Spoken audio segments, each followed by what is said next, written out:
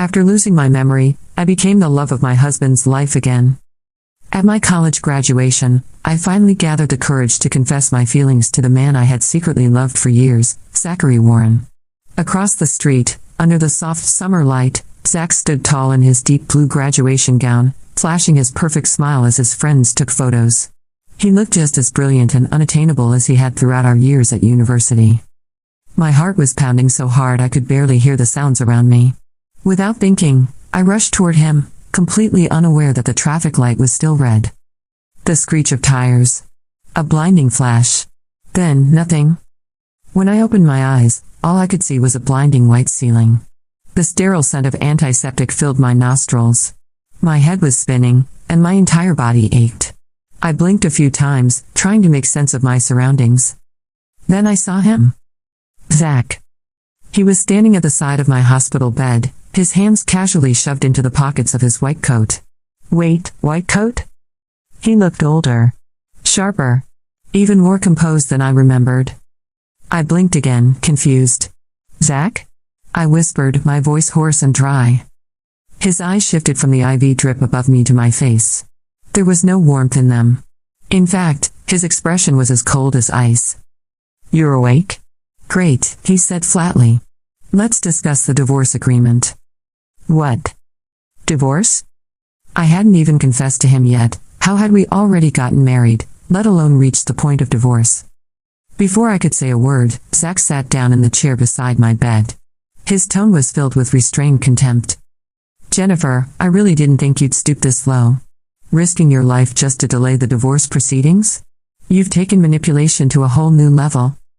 I just stared at him, mouth slightly open. Divorce? I repeated in disbelief. Zach. What are you talking about? His jaw clenched. Don't play dumb. I've had enough of your games. At that moment, a nurse entered the room with a tray of bandages. She smiled warmly at me. Oh, you're finally awake? Dr. Williams, you stayed the whole night? She turned to me and added cheerfully, Miss Niles, you're incredibly lucky. You were hit by a car, and if Dr. Williams hadn't been nearby to give you emergency care on the spot, things could have been much worse. She bent down and carefully disinfected my wounds. When she rested my right hand gently on the side of the bed, I noticed something strange. A ring. A thin silver band with a tiny sapphire. Elegant. Familiar. And it matched the ring on Zach's left hand. A matching pair. My heart raced. A couple's ring? We're married? But how? I only remember admiring Zach from afar at school. I never even spoke to him beyond small talk. How could I have married him? Was this some kind of dream? A prank? Or had I lost my memory? The nurse gave me a gentle nod and left the room, leaving a heavy silence behind her. I sat up slightly, wincing from the pain in my arm, which was wrapped in thick bandages. My mind was spinning. I needed to confirm something. Grabbing Zach's sleeve, I asked urgently, You graduated from NYU Medical School in 2018, right? Zach's eyes narrowed. Seriously? That's what you want to talk about right now? He shook off my hand and stood up. Jennifer, the moment you're discharged, I expect your lawyer to contact mine. Don't drag this out longer than necessary. He walked toward the door, paused, and without even turning back, said coldly, Don't expect me to play nurse again. And then he was gone. I sat in that sterile hospital room, surrounded by machines and monitors, but feeling utterly alone. Zach, the man I had once admired from a distance, was now apparently my husband. A husband who despised me. What on earth had happened in the years I couldn't remember? And more importantly, who had I become? This is absolutely insane. I was on my way to graduation, got hit by a car, and now I'm being accused of faking the accident to force a divorce from Zach? Either I've lost my mind, or Zach has. Wait, Zach. I tried to call out to him as he turned to leave the room, but before I could finish my sentence, the door burst open, and a small boy came running inside. Without hesitation, he jumped straight into Zach's arms. I blinked. What? He couldn't have been older than 4 or 5. His cheeks were round and flushed, his eyes wide with curiosity. He clung to Zach tightly, clearly seeking comfort. I couldn't help but smile. Wow, this kid is so adorable. I reached out with my uninjured arm, wanting to pinch his cheek. "Come here, little guy." But the boy instantly recoiled, burying his face deeper into Zach's chest. I froze. "Sorry," I said gently. "You're just too cute." I couldn't help myself. Zach shot me a sharp, disapproving glare. His lips pressed into a tight line. That's when I remembered what I really needed to say. "Zach, listen. I know this might sound completely crazy, but I don't remember anything you're talking about. The last thing I recall is walking across the street on my way to the graduation ceremony." I paused, hoping for even the slightest flicker of understanding in his eyes. But Zach didn't flinch. He folded his arms, his tone filled with irritation. "So you're telling me you've lost your memory?" Amnesia. That had to be it. It was the only explanation that made any sense. How else could I have gone from a university student with a secret crush to a married woman facing divorce and, apparently, a mother? "I think so," I said quietly, nodding. "I truly don't remember anything past that day." Zach's expression remained unreadable. Without saying a word, he reached into his bag and pulled out a folder. He tossed it onto my lap, the papers landing with a dull thud. "This is the divorce agreement. The terms are exactly what you requested. If you have no objections, just sign it." I looked down at the document. My name, Jennifer Niles Williams, was printed in bold letters across the top. A signature line waited for my approval. But how could I sign something when I didn't even remember the life I was trying to leave behind? My lips parted to respond, but nothing came out. Every word I wanted to say felt inadequate. That's when I noticed the boy in Zach's arms. His big eyes were peeking out from behind Zach's shoulder. There was a sadness in them, a silent, confused pain. "Zach," I said softly, "should we really be talking about divorce in front of a child? It can't be good for his emotional well-being." Zach let out a bitter laugh. "How considerate of you, Jennifer." His voice dropped, ice creeping into every syllable. "That's our child." I stopped breathing. "What?" I couldn't even process his words when he delivered the second blow. "And yet, when you were out having dinner with another man, did you ever think about how that might affect his emotional well-being?" I stared at him, stunned. Our child? Not only had I gotten married to the man I once admired from afar, I had a child with him? I turned my gaze to the little boy, my son. He refused to meet my eyes. Instead, he clung even tighter to Zach, as if I were a stranger. Maybe I was. My thoughts spun. Everything was happening too fast. Zach's accusations. The divorce. The child. The missing memories. It was too much. I was officially in over my head. I don't know anything about that dinner, I whispered. I don't remember anything beyond college. Zach didn't respond. He didn't need to. His silence said everything. He didn't believe me. And worse, he didn't care. I lay back against the pillows, heart pounding, overwhelmed by fear, confusion, and an ache I couldn't name. Who had I become in the years I couldn't remember? Why did Zach hate me so much? And why did that little boy, my son, look at me like I was a stranger? Somewhere deep inside me, a single thread of hope sparked to life. If I could remember, maybe I could fix this. Maybe it wasn't too late. It took me an entire day to even begin wrapping my head around everything. It's real. I've lost my memory. I'm still me. Zach is still Zach. But somehow, we're married. And we have a child. That divorce agreement still sitting on the hospital bed says it all. Whatever we had between us, it's broken now. Maybe beyond repair. The hardest part? I don't even know what went wrong. Did I do something unforgivable? A terrifying thought crossed my mind. Did I cheat on him? No. I couldn't have. Right? Why would I cheat on someone like Zach? He's smart, accomplished, and undeniably attractive. Even now, with him barely able to look at me without disdain, there's a magnetism about him I can't ignore. I must have been out of my mind. But if it wasn't that, then what happened to us? I let out a groan of frustration, scratching my head. I felt like a guest in my own life. Just then, a soft voice called out from the door. Mommy. I turned. Peeking in through the gap was a small round face, our son. His voice was timid, his tiny hands clutching a brown bottle. Daddy said you need to disinfect your hand. He said you should do it yourself. My heart squeezed a little. "Can you bring it over for me?" I asked gently, raising my bandaged arm. He hesitated, glancing toward the hallway as if unsure whether this was allowed. But eventually, he shuffled inside and placed the iodine bottle on the table beside me. I patted the bed. "Can you sit with Mommy for a bit?" He looked at me cautiously, then climbed onto the mattress. I pulled him into my lap. Up close, I could see the details. His large, round eyes mirrored mine perfectly. His straight nose and jawline were all Zach. His skin was soft and warm. And his scent. Sweet and comforting, like sunshine and soap. This little boy was ours. Our child. I felt a rush of emotion swell in my chest. I wrapped my good arm around him and kissed his cheek. He froze. His cheeks flushed bright red. Then, like he was melting, he wrapped his arms tightly around my neck and whispered in my ear, "Mommy, you smell nice." Tears pricked my eyes. I held him a little closer, hoping the moment could stretch forever. And then, the door creaked open. Zach stepped in, holding a tablet and a set of keys. His presence shifted the air instantly. "Daddy." The little boy, Cooper, I remembered suddenly, jumped down and ran to Zach, arms up expectantly. Zach, still slightly damp from a shower, wore dark loungewear. His hair clung to his forehead, droplets trailing down his neck into the collar of his t-shirt. He looked like he belonged in a perfume ad.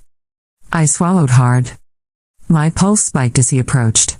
I waited, maybe he'd say something different this time. Maybe there'd be a softness in his voice. But no. His expression remained unreadable. He lifted Cooper effortlessly, cradling him against his chest with ease. Then his eyes locked on mine, and his voice dropped. "Jennifer," he said coldly, "don't you think it's a little late to start pretending to be a good mom?" The words hit me like a slap. I didn't mean to. I stopped. There was no point. The look on his face told me everything. He didn't believe me. Not a word. I bit my tongue and lowered my gaze. "I understand." He turned toward the door. "Do what you need to do. I'm heading out for a bit." Cooper peeked over his father's shoulder, catching my eye just before they disappeared into the hallway. He gave me a small, hesitant glance, something between curiosity and caution. Then they were gone. And I was alone again. I stared at the doorway long after they'd left. So that's what it felt like. To lose everything, and not even know why. Later that evening, the nurse helped me walk around a little. My legs were wobbly, but it felt good to move again. When I returned to the room, the silence felt heavier than before. I stepped out onto the small balcony to get some fresh air. Outside, the city glittered below like spilled stars. The moon was full, high and pale, bathing everything in silver. The wind whispered through the curtains. I pulled the blanket tighter around my shoulders. What good is a husband and a child if neither of them wants you? Even Cooper. He seemed closer to Zach, as if I were just a visitor. I stared up at the sky, trying to find answers in its vast emptiness. Why did we fall in love? Why did we get married? Why did we have a child? And more importantly, why did we fall out of love? Nothing has changed. Except for me. And now, I have to fight to rediscover the woman I became. Not for Zach. Not even for Cooper. But for myself. The master bedroom had only one large bed. The entire space was designed in a minimalist black, white, and gray palette, elegant and cold. Not a single item out of place. The faint scent of gardenias lingered in the air. I recognized the fragrance instantly, it was my favorite. That single detail sent a strange warmth through me, but also confusion. If Zach hated me, why was my favorite scent still present here? I walked into the massive walk-in closet, expecting to find my pajamas, but what I saw caught me off guard. A neat row of clothing, all men's. Blacks, grays, deep blues. Everything pressed, labeled, and aligned. Not a single item of mine. I stood there for a moment, dumbfounded, before slowly making my way toward Zach's study and knocking on the half-open door. "Zach. Honey, sorry to bother you." He didn't look up right away. He was sitting behind a sleek desk, working on his laptop, the glow from the screen reflecting off his gold-rimmed glasses. He looked every bit the man I remembered admiring, focused, composed, dangerously attractive, but with a distant coldness I didn't recognize. Finally, he glanced up. What is it? I was just wondering. Do you know where my pajamas are? I checked the master closet but couldn't find anything. He stared at me for several long seconds. Just as I was about to awkwardly excuse myself and leave, Zach stood up and approached me. He was tall, 6'1", and the way he moved was deliberate, controlled. I barely reached his shoulder. I felt small under his gaze. He slipped his hands into his pockets and tilted his head slightly. Still going with the amnesia act, huh? I swallowed. There was no point trying to defend myself again. He didn't believe me, and maybe he never would. But to my surprise, he didn't press further. He brushed past me without another word. I stood still, uncertain, until he looked over his shoulder. Well? Aren't you coming? I followed quickly, keeping a respectful distance. 2 minutes later, we stopped in front of the guest bedroom. Zach opened the door, gestured toward the closet, and left without another word. I thanked him and opened the closet, then immediately slammed it shut, my face burning. What on earth? Inside were racks of lingerie, sheer fabrics, tiny nightgowns, and costumes? I blinked. No way. This couldn't possibly be what I had worn to bed. Was this my style after marriage? I slowly reopened the closet, now fully aware that Zach was leaning against the doorframe, arms crossed, expression unreadable. He didn't say a word. I turned toward him hesitantly. Honey, which one of these do you like seeing me in? His expression darkened instantly. Without answering, he turned around and walked away, slamming the door behind him. I flinched at the sound. What did I say wrong now? They say women are hard to understand, but I was starting to think men were even worse. I sighed, grabbed the least revealing pajamas I could find, and went to take a long shower. Afterward, wrapped in a robe, I tiptoed into Cooper's room. The nursery was warm and lovingly arranged. Stuffed animals lined the walls, bookshelves were filled, and the sheets had cartoon airplanes on them. Zach had clearly poured care into this space. I approached Cooper's bed and found him sleeping soundly, hugging a tiny bear. Gently, I tucked the blanket around him and wiped his little thumb. For the first time, I truly felt like a mother. Still unsure of the timeline, I glanced around the room and spotted a framed marriage certificate on the shelf. 4 years ago. If Cooper was born after, then he must be about 3 years old. I smiled softly and ruffled his hair before quietly stepping out of the room. But when I closed the door, I found myself face to face with Zach. I gasped. He was standing so close that if I looked up, I'd bump into his chin. My back pressed against the door, my breath caught in my throat. Are you done? He asked flatly. Why, yeah. I tightened the robe instinctively, not wanting him to see the revealing nightwear underneath. I'll go to bed first, then. Zach didn't respond. I slipped past him and practically fled to the master bedroom. Once inside, I dove into bed and pulled the covers up to my chin. My heart was pounding. Moments later, the door opened. Zach walked in. He paused when he saw me already in bed, then silently crossed to his side and turned off the lamp with a loud click. Darkness swallowed the room. Great. Just what I needed. I adjusted under the blanket, but my injured arm began to throb where the robe had pressed against it. I sat up carefully, untying the robe and trying to slip it off. Just as I pulled it free, Zach turned abruptly and pinned me beneath him. I froze. His face hovered above mine in the dark, breath warm against my cheek. Jenny, he said lowly, what are you doing? What do you mean? I whispered. You wanted to marry me. Then you begged for a divorce. Now you're lying next to me like this. Jennifer, I don't have time for your games. What do you want? I'm not trying to seduce you. But as I looked down, I realized the thin straps of the pajamas had shifted, and I looked exactly like someone trying to seduce him. I didn't mean it. I'm sorry. I reached for my robe, but Zach stood up, already done with the situation. I don't care what you're trying to do, he said coldly. Jennifer, I don't love you anymore. Whether you're faking amnesia or not, it makes no difference to me. His voice was final. I'll sleep in the guest room. Do whatever you want. And with that, he left, leaving me alone in the cold silence of our marital bed. I stared at the ceiling, blanketed in shadows. Even in a room filled with familiar things, I felt like a stranger. And the saddest part was, I wasn't even sure whose fault it was anymore. I couldn't sleep. I just lay there, eyes wide open, staring blankly at the ceiling until dawn painted faint colors on the curtains. Around 7 a.m., I heard Zach's deep voice in the hallway, talking to a woman. She kept repeating, okay, in a soft, hurried tone. I assumed it was the nanny. Moments later, the front door closed, followed by the familiar hum of the car engine starting. Zach had left for work. The house was quiet again. But my mind wasn't. I stayed in bed, motionless under the covers, thoughts churning like waves in a storm. I'd never been an extroverted person. If I had been, I wouldn't have spent so many years silently crushing on Zach Warren, watching him from afar, never daring to speak first. And yet here I was, married to him. And with a child. I should have been happy. Overjoyed, even. It felt like life had gifted me a miracle, a second chance, or maybe a first one disguised as a second. But somewhere along the way, I must have messed it up. Badly? Zach hated me now. And my son had described me as mean. What kind of person had I become? Was it really amnesia that was protecting me, or was it mercy? I sighed. Just then, the bedroom door creaked open. A woman in a tidy uniform poked her head inside. The moment our eyes met, her face turned pale.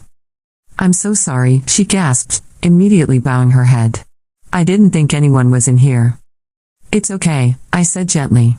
I was just about to get up anyway. She looked relieved and stepped inside, brushing invisible dust off her apron. Mr. Warren already left for work. I thought the room was empty since. You usually sleep in your own room. My own room? I blinked. Suddenly, the memories from yesterday came flooding back, me rummaging through the guest room closet for pajamas, the clothes that looked like something out of a music video, and Zach's cold stare as I asked which outfit he liked. So, I really had been living in a different room this whole time. We weren't just emotionally distant, we were physically separated. I buried my face in my hands. Everything made so much more sense now. Zach's coldness, his harsh words, even Cooper's hesitation toward me. This wasn't just a rough patch. This was a marriage unraveling. And the worst part? I had no idea what led us here. My thoughts were interrupted by the soft thudding of little feet. Mommy. I looked up to see Cooper standing at the bedroom door in tiny socks and an oversized t-shirt, his hair a fluffy mess. He stared at me with wide, hopeful eyes but didn't move any closer. Cooper, I called softly, come to Mommy. He beamed and sprinted toward me. His little body collided with mine and we fell onto the bed together, both laughing. He giggled as he snuggled into my chest, his tiny fingers clutching my shirt. Mommy, he murmured, voice sleepy and sweet. My heart melted. No matter how much Zach might hate me, no matter how broken things were, this little boy was mine. I'd love him with everything I had left. After breakfast, I said goodbye to the nanny and decided to take Cooper out for the day. I needed air, and maybe I needed to feel like a functioning adult again. We went shopping. I bought Cooper some new clothes, cute graphic tees, soft pants, tiny sneakers that lit up when he walked, and bought myself some simple, comfortable outfits. No more revealing dresses or nightclub-ready tops. I needed to feel like me again, even if I didn't fully know who that was yet. At one point, I sat Cooper down on the bench, handed him a vanilla cone, and watched as he made a mess of it, ice cream dripping down his chin, a look of absolute satisfaction on his face. I wiped his mouth gently. Cooper, what was Mommy like before? He looked at me, licking the edge of his cone thoughtfully. You didn't like Cooper. My heart sank. You were always so mean, he added, quieter this time. I looked away, blinking fast to stop the tears. Kids didn't lie. So I really had changed that much. Into someone even I wouldn't recognize? Then why had Zach married me? Out of love? Guilt? Obligation? Or had I deceived him into it? Mommy. I want that. Cooper suddenly shouted, pointing to a massive McDonald's poster across the food court showing a bright red box of fries, a toy truck, and a milkshake. Of course. The family meal. Well, I smiled, let's go get it. About an hour later, Cooper and I sat side by side on the plush leather couch in Zach's office. Both of us looked like kids who had just been caught sneaking cookies before dinner. And in a way, we had. The scent of fries and fried chicken filled the room. The cheerful McDonald's family box sat open on the coffee table, golden fries sticking out like flags. We were waiting for Zach to return from his midday meeting. "Think Daddy's gonna be mad?" I whispered to Cooper. He nodded solemnly, then picked up another nugget and took a bite. At least someone was enjoying this. When Zach finally walked in, he stopped mid-step. His eyes scanned the table. Then us. Then back to the table. The look on his face was somewhere between "what is going on?" and "of course it's you too." I held up a fry like a peace offering. "Want one?" He didn't respond. Cooper chimed in, mouth full. "Mommy said it's okay to eat this sometimes." Zach raised an eyebrow. I shrugged. "It's called bonding." The whole situation started with Cooper's pure, little heart. After our day out shopping, he looked up at me with wide eyes and said, "Daddy's probably tired. Let's bring him something delicious."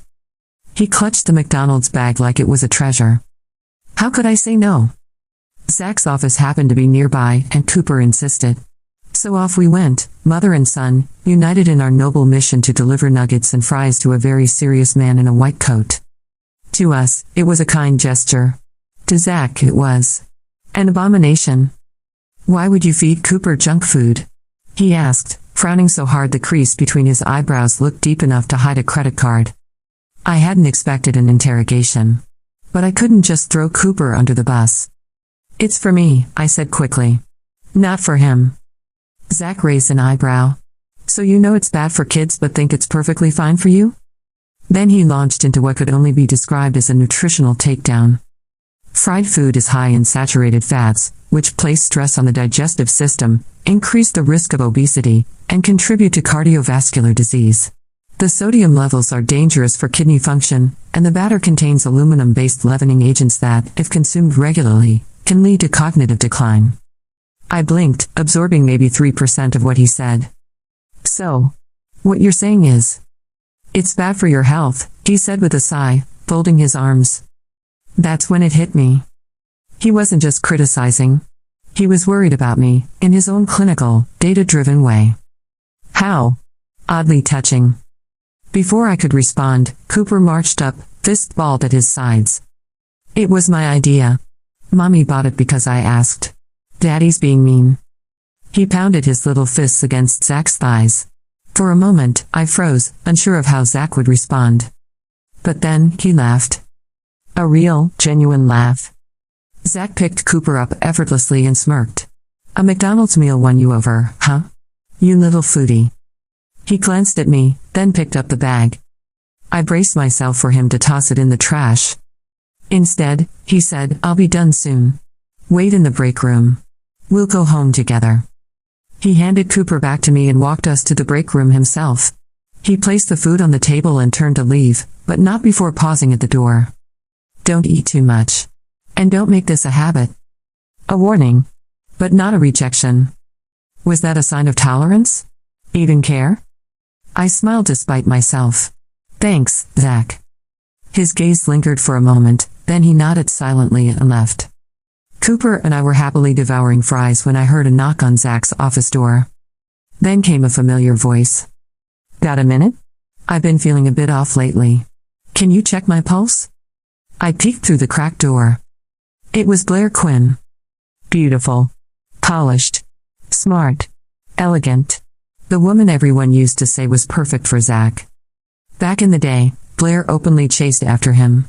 And though Zach never gave her the attention she wanted, people still whispered their names in the same sentence, like they were inevitable.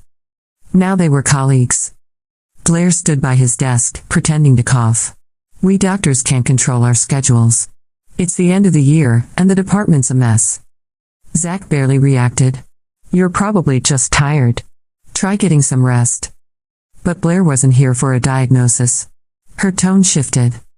"By the way, I heard about the divorce. What's going on with you and Jenny?" There it was. Gossip disguised as concern. I clenched my fist behind the door. Zach raised an eyebrow. "I didn't know you were so into gossip, Blair." She smiled, but it didn't reach her eyes. "Well, you did surprise everyone with the marriage. Nobody even knew who she was." Blair's voice grew tighter.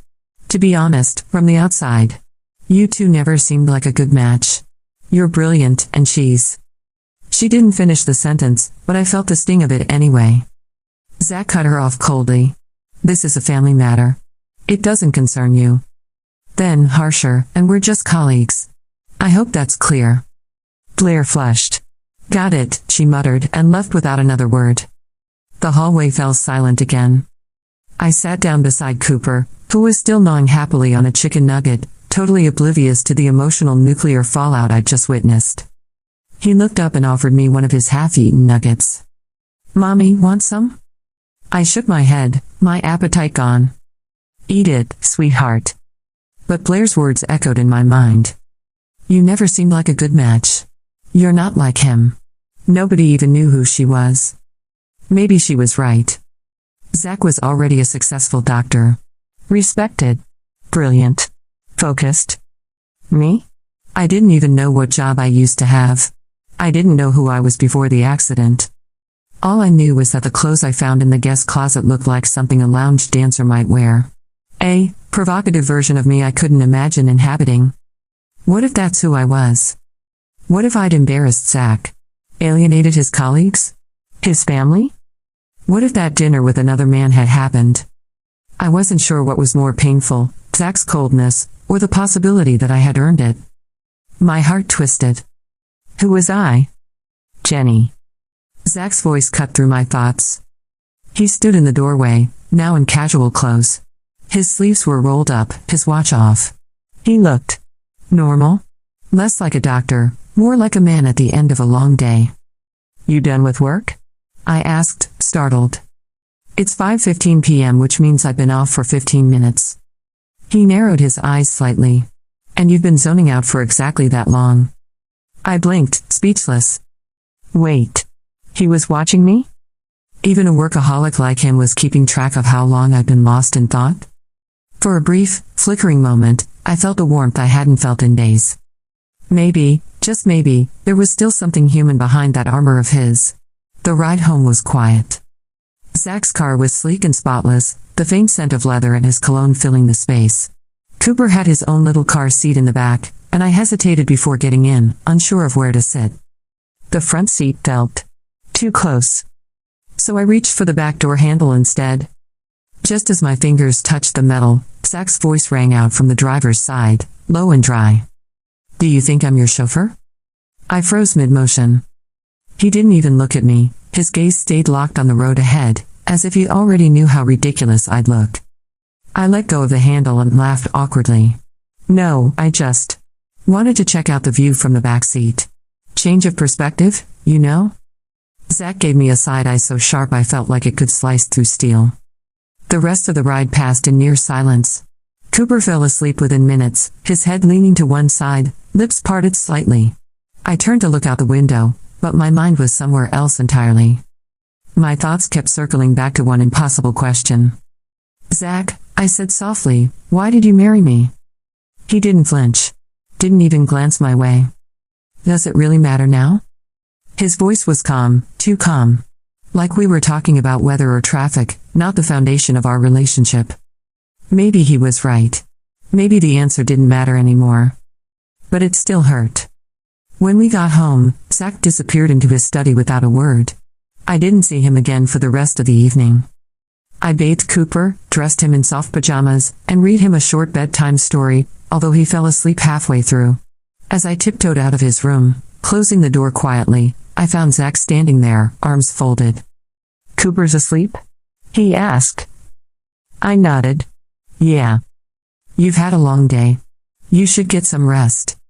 I took the cue and turned toward the guest room. But just as I walked past him, his hand shot out and gently grabbed my wrist. Where do you think you're going?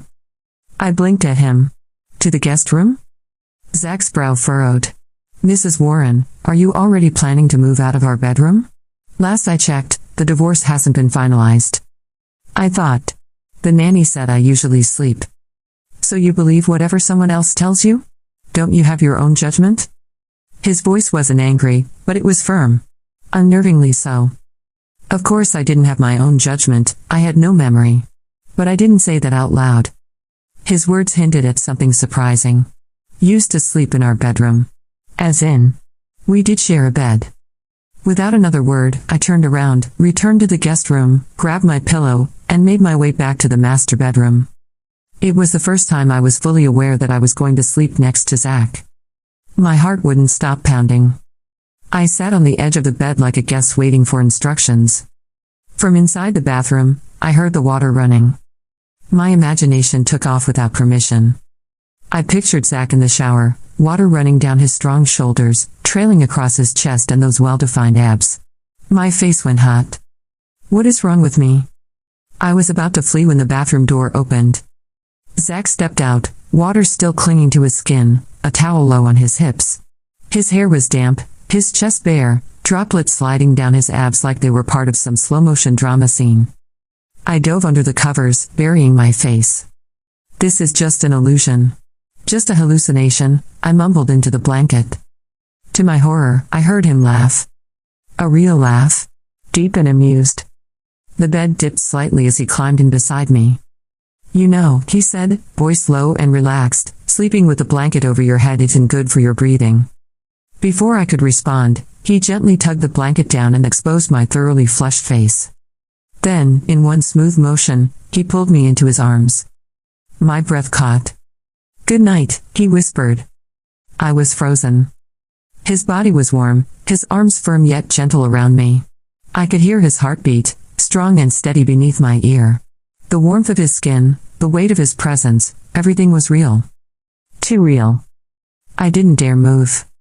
I was curled against his chest like a boiled shrimp, completely incapable of relaxing. He smelled like soap and something uniquely Zach. Familiar. Comforting.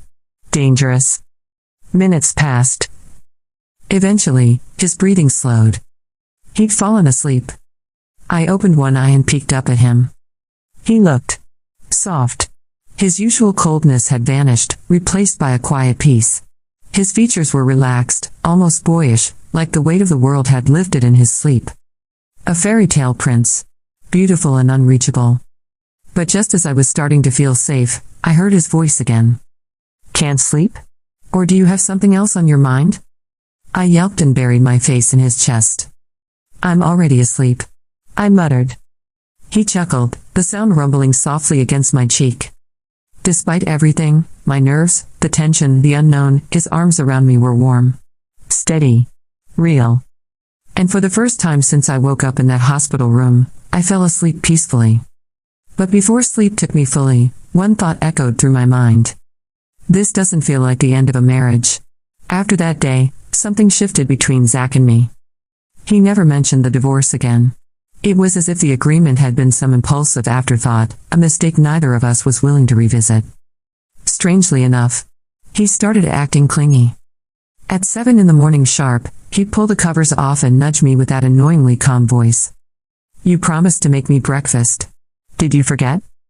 I'd blink up at him, confused and groggy, and he'd simply raise an eyebrow like I'd broken a sacred vow.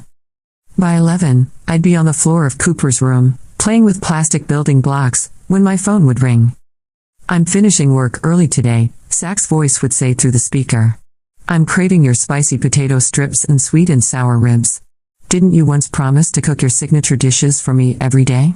Don't think you can escape that just because you lost your memory. Then on Friday night, while we were eating dinner, steamed fish, sautéed greens, and a soup he swore I used to make every weekend, he casually added, I've got the weekend off. Didn't you sign us up for that family day out event? It's tomorrow. Don't forget to wake me up early. According to Zach, I had built our entire life around him. Cooking, errands, lunch deliveries, family activities. If I wasn't in the kitchen or the bedroom, I was glued to his side. So when exactly was I sneaking off to have dinners with another man? Did I have a clone I didn't know about? What frustrated me most wasn't the contradiction, it was the fact that Zach said everything with such deadpan sincerity that I couldn't even argue with him. He sounded so convinced, so grounded in his own version of reality, that I had no choice but to play along. I nodded. I smiled. I kept up the charade. By the end of the week, the entire hospital knew me by name. Every nurse and intern greeted me like I was some kind of celebrity. You're Dr. Warren's wife, right? Wow, he's so lucky. Not only is his wife beautiful, But she brings him homemade meals every day? Talk about couple goals. They even started calling us the perfect pair. Meanwhile, I walked around with the divorce agreement still folded inside the front pocket of my handbag. The guilt weighed more each day. One afternoon, I stopped by to drop off lunch as usual. A nurse at the front desk told me Zach was doing rounds and wouldn't be back for another 20 minutes. Feel free to wait in his office, Mrs. Warren. I smiled politely and stepped inside. His office was exactly what I imagined, clean, efficient, clinical. Everything was lined up perfectly. His desk, his shelves, even his pens were arranged like surgical tools. Out of sheer boredom, I wandered to the bookshelf and began scanning the titles. Most were medical texts and journals thick enough to double as doorstops. But one slender book caught my eye. It was about behavioral psychology. I reached for it, and as I pulled it out, a small pamphlet slipped out and fluttered to the floor. It was a travel guide. I opened it, curious, only to find handwritten notes in the margins. Some of them in my handwriting. Apparently, we had planned a vacation to Italy last year. Was I the one who canceled it? Before I could dig further, I noticed Zach's computer screen was still lit. Several tabs were open, and I couldn't help but peek. How to improve communication in a marriage. Best family bonding activities. How to rebuild intimacy after conflict. I stared. Was Zach seriously researching how to fix our marriage? During work hours? The screen went black just as the office door creaked open. I jumped and spun around. Zach raised an eyebrow. What are you doing? I grabbed the lunch container like a shield.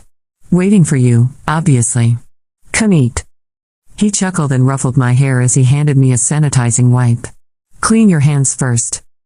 We had barely started eating when the door swung open again. The scent of fried ribs still lingered in the air when a familiar voice called out sweetly. Smells amazing in here. Mind if I join? It was Blair. I stood up automatically. Hi, Blair. She didn't even glance at me. She walked straight in like she owned the place and sat down right next to Zach. How could you eat something this good without inviting me? I stood there awkwardly, unsure whether I should sit, leave, or pretend I didn't exist. Zach, however, didn't miss a beat. Get out, he said, not even looking up. Blair blinked. Excuse me? Zach finally turned toward her, his eyes sharp. No one taught Dr. Quinn basic manners? She forced a smile. Are you accusing me of being rude? Barging in without knocking, inserting yourself into someone else's lunch. What would you call it? Blair's face turned red. She bit her lip, glared at me like I had personally ruined her day, and then stormed out, her heels clicking furiously against the tile. The air in the room was thick with awkward tension. I sat back down in silence. What did I even do to get that death glare? I mumbled to myself. Zach glanced at me, then said, next time, try being more assertive. Blair doesn't mean anything to me, and she certainly won't stand a chance if you're sitting beside me. His words were so casual, so offhanded. But they left a warm ache in my chest. He was standing up for me? Before I could overthink it, I blurted out, Zach, will you always stand by my side? He paused, mid-bite. As long as you behave, he said flatly. I rolled my eyes and was about to respond when my phone buzzed. A new message. From an unknown number. Sis, I hope I did well the other night. Need me to do it again? My stomach dropped. My fingers trembled. I nearly dropped the phone into the soup. What was that? Was someone playing a prank? Or had I really been involved with someone behind Zach's back? I deleted the message, blocked the number immediately, and forced a smile back onto my face. But my appetite was gone. Zach. I began hesitantly. Hypothetically. If I had cheated on you, what would you do? He didn't even look up from his ribs. You'd get a beating. I froze. He said it so calmly, like he was commenting on the weather. Good to know, I muttered.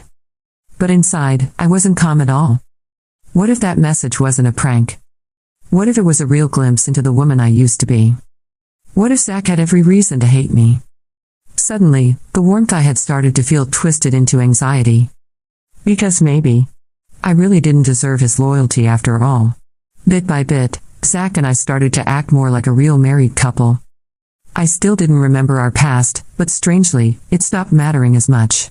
What mattered was now, the way Zach would sneak bites of my cooking when he thought I wasn't looking, the way Cooper would climb into my lap during movie night and fall asleep with his thumb in his mouth, the way Zach's hand always found mine when we crossed the street. I was happy. But the happier I became, the more uneasy I felt. Because what if everything shattered the moment my memories came back? What if I remembered why we were on the brink of divorce? People are complicated. And memory is even more so. And just when I thought I was safe in this strange, beautiful bubble of partial amnesia and accidental romance, life threw me a new complication. It happened while Zach and I were out shopping for Cooper's birthday present. We had just pulled into the plaza parking lot when Zach offered to park while I waited by the store entrance. I stood on the sidewalk, humming softly and eyeing a row of toy stores, when a voice behind me called out, "Jenny?" I turned and saw a young man striding toward me, smiling brightly. He looked vaguely familiar, tall, around my age, with energetic eyes and an easy grin, but I couldn't place him at all. "You've been ignoring my calls," he said playfully. "I thought you might be ghosting me." My brain scrambled. Blank. No bells ringing. He seemed to realize I was confused. "You don't remember me?" I shook my head, embarrassed. "Sorry. I've had a bit of an accident recently. Lost some memories." He paused, then burst into a wide, amused grin. "Oh. That explains it. Wow, talk about dramatic timing. You really committed to the bit, huh?" "What bit?" "You know. You asked me to pretend to be your admirer. The whole make your husband jealous routine. Remember?" I stared at him. Wait, what?" "It was your idea," he insisted. "You said your husband was too cold, too distant, and that you wanted to shake him up a little. So we came up with a plan. I'd flirt with you publicly, act heartbroken, give him a little wake-up call. The whole thing." My mouth opened, then closed again. "So that weird message I got last week, from someone thanking me for the other night was him?" Before I could respond, the guy suddenly threw his arm around my shoulder and leaned his head against mine. "Look, he's coming," he whispered excitedly. "Perfect timing. I'll really sell it this time." "What?" "No. Too late." He launched into his performance like a drama student on opening night. "Jenny, please don't leave me," he cried, loud enough for people across the street to hear. "You said after the divorce we could finally be together. I'm willing to wait forever." I glanced up and spotted Zach across the sidewalk. Hands in his pockets. Neutral expression. Still as a statue. I opened my mouth to stop the madness, but the guy suddenly dropped to his knees and clung to my legs. "You remember, don't you?" he wailed. "That night, you told me you hadn't been satisfied in forever." Zach's eyes narrowed. His jaw flexed. "Landmine. Step." I yanked on the guy's arm. "Okay, enough. The act is over." But he clung harder. "Stay in character," he hissed. "I don't want to be in character. Get off." Zach finally began walking toward us, slow and deliberate, like a panther closing in on prey. Panic rose in my chest. "Zach. I swear I don't know this guy. He's probably delusional. Mentally unstable." Zach didn't speak, he just kept walking. Then, suddenly, he spoke in a flat tone, "Film Academy. Class of 2019. Third-year acting student. Charles Dean student, right?" The guy's sobbing stopped instantly. His grip loosened. How do you know that?" Zach cracked his neck. "Charles is an old friend. I think he'd be very interested to know how his students are spending their weekends." Like a switch had been flipped, the guy leapt to his feet, gave a deep bow, and ran. I didn't even see which direction he went. Zach watched him disappear, then turned to me. "You knew all along, didn't you?" I asked. He shrugged. "Did you really think I'd be fooled by that performance?" I stared at him, heart racing. "So, you knew I didn't actually cheat?" Zach turned his full gaze on me. "Did you think I'd stay married to someone I couldn't read like a book?" That wasn't a denial. But it was a strange kind of comfort. I breathed out in relief. But the moment was short-lived. Zach tilted his head. "Although, now that we've cleared that up, I think we need to talk about your satisfaction." "What?" You told him you hadn't been satisfied in a long time. That was a lie. Still. Makes a man think. No. I didn't say that. He made it up. Zach smirked, stepping closer.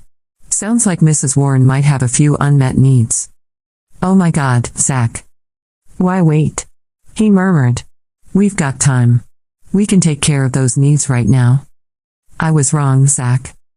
I slapped his arm, face burning, and he only laughed harder. Later that night, we returned home in one piece, barely. I stood in front of the mirror, replaying the entire chaotic encounter. From the fake admirer clinging to my ankles to Zach threatening him with a phone call to his old professor, it was like something out of a sitcom. And somehow, it didn't feel like the end of the world. It felt like us. The real us. Even if I couldn't remember who that was anymore. That night, Zach made absolutely sure I didn't get a wink of sleep. Let's just say, I was thoroughly satisfied, and then some. His teasing words from earlier had been more than just words. And while I'd protested and squealed and insisted I was already asleep, none of it stopped him from proving a point. Over and over again. By the time we finally collapsed into the sheets, tangled together in breathless silence, I felt like every last part of me had melted into him. And then, in my exhaustion, I drifted into a strange, vivid dream. In the dream, I saw myself. But I barely recognized her. She wore flashy, over-the-top outfits, lips always painted red, heels far too tall to chase a toddler. Her laughter was forced, her smile wide but brittle. That version of me strutted through life like she was on stage, but it was all for Zach. Every tight dress, every new hairstyle, every dramatic pout. All of it, a desperate attempt to get his attention. But Dream Zach only ever looked annoyed. His eyes weren't full of desire or admiration, just weariness. And when he turned away, I turned cold. I lashed out, not at him, but at Cooper. Every tantrum, every whine, every sticky-fingered hug. I responded with sighs, scolding, and silence. In the worst moments, I forgot I wasn't just Zach's wife, I was Cooper's mom. Then came the part I didn't want to see. I watched myself rope some random man into pretending to be my lover, just to make Zach jealous. Just to make him see me. We sat together at an expensive restaurant, sharing fake laughs and artificial touches. When Zach walked by and saw us, he didn't say a word. He just turned around and walked away. Panic surged in me. I ran after him, shouting his name, tears blurring my vision. But as I stepped into the street, a flash of headlights. A screech of tires. Pain. Then nothing. Blackness. The dream shifted again. I found myself in a hospital bed, eyes closed, body unmoving. And beside me, Zach. He sat hunched in a chair, holding my limp hand tightly, forehead pressed against my knuckles. His voice was raw. Jenny. Please wake up. He sounded like a man on the verge of breaking. If you do, I'll agree to the divorce. I'll give you whatever you want. His hand trembled around mine. I'll let you go. Then I saw something I never expected, tears falling down his cheeks, unguarded and real. And in that moment, I understood. He never hated me. He was trying to set me free. Even if it broke him. I woke with a start. My chest heaved, heart pounding in my ears. The morning light spilled through the curtains in soft golden stripes. My skin was warm, the sheets tangled around my legs. Zach's arm was draped around my waist, holding me close. I looked at him, peaceful in sleep, hair slightly messy, lips parted just enough to show his even breathing. It had just been a dream. A memory, maybe. Or a warning. But right now, everything was still okay. I was here. I was his. And he was mine. I buried my face in his chest and hugged him tightly. Jenny, I'm hungry, Zach mumbled against my forehead, his voice deep and hoarse from sleep. His eyes fluttered open, still dark with desire. Those eyes had terrified me once. Now they were home. I smiled and whispered, I love you, Zach. He blinked, then smirked lazily. Feed me first. Then love me? I kissed him softly, then again, deeper this time. Outside, the sun rose over our quiet world. And it felt like spring had just begun.